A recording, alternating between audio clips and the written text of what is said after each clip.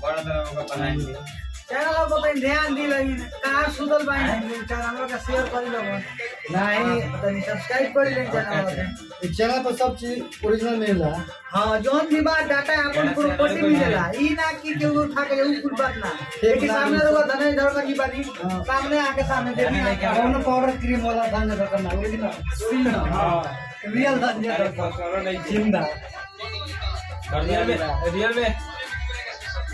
बोली रहा ये में तो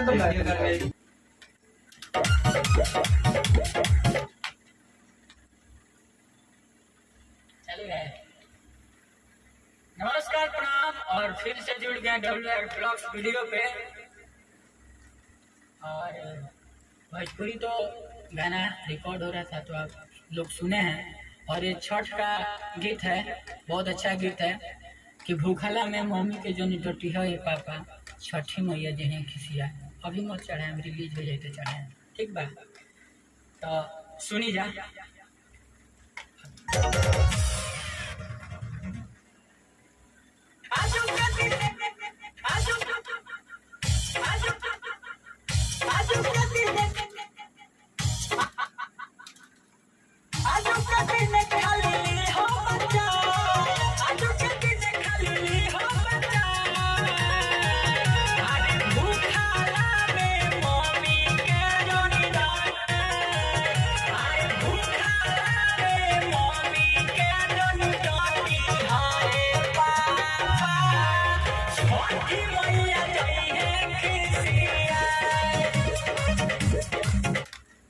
अब का थोड़ा सा गाना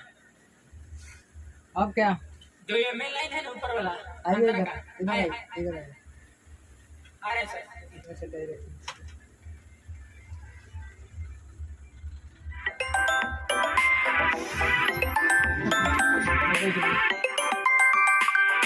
और ये जो है ना